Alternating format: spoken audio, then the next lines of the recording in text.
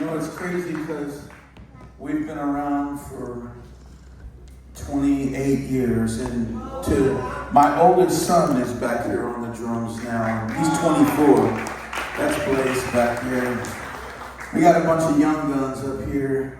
You got Zach, you got Jason, you got Weston over here. And make me feel young, you know.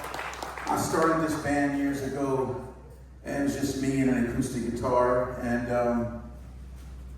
you know, we've had a bunch of members throughout the years, and some that weren't members, people that I would just put together to go and do ministry. And sometimes we played at 2 heroin addicts at a coffee shop, you know, and sometimes we played at 20,000 in a stadium.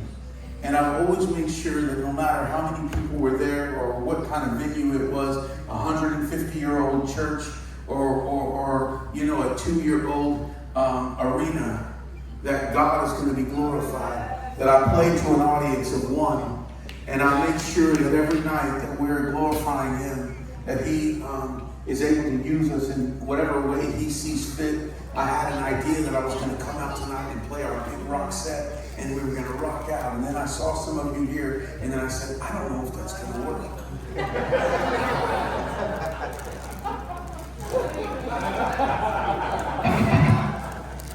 And right now, I want to make friends. Now, we are going to play some rock. But I wanted to make sure we were friends first, because friends give each other a little leeway. He's got handcuffs and he's got a gun. How does that glorify God? Well, the handcuffs are a mile marker. Real talk. And I'll explain the gun belt buckle in a second. But the handcuffs are, and you're like, I can't wait to hear that. I can't wait. The handcuffs are a mile marker. My life was rough, you know, and God changed my life. And I think sometimes we can forget where we came from. And I'm not talking about living in the past. Some people live in the past, man.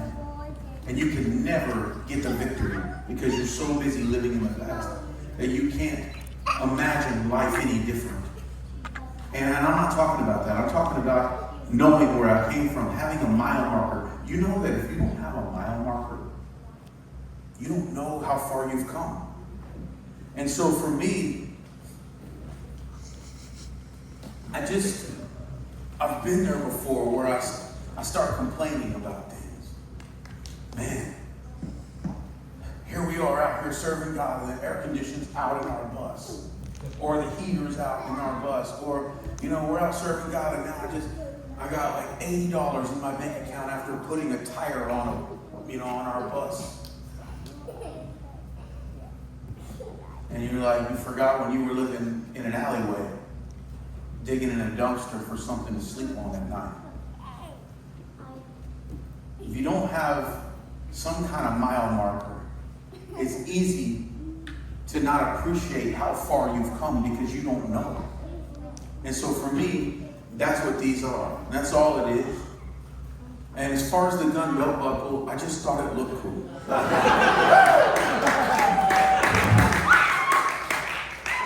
I'm 50 years old, and I'm in a band with a bunch of young people that all look cool. And I'm from Texas, and, you know, it just seemed like it matched the handcuffs. I don't know. I don't have a biblical reason for wearing a gun belt buckle other than it makes me feel young, and I thought it matched the outfit. And I've had several churches. Well, I mean, that's cool. Why do you wear all black? Are you goth? Are you?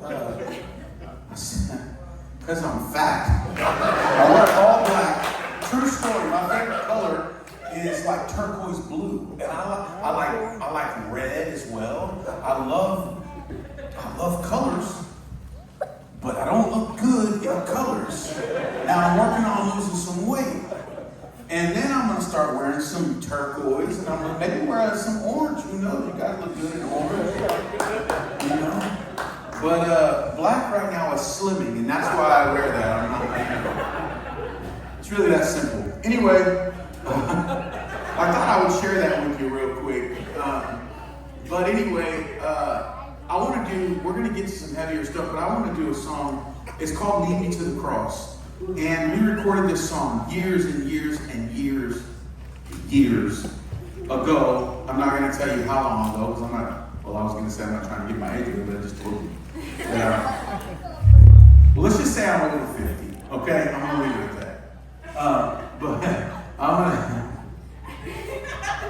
watching these guys, man. Anyway, this is Lead Me to the Cross. I would love it if you'd worship with us. And then we're going to get into some heavier stuff, and then we're going to end it with some worship as well. So don't run off. Give us that little leeway. If you got to cover your ears, cover your ears. You got to close your eyes, close your eyes. You got to lay down in the fetal position and cry until these songs are over. Just get back up and then smile and say, okay, we've all made this out alive. Okay?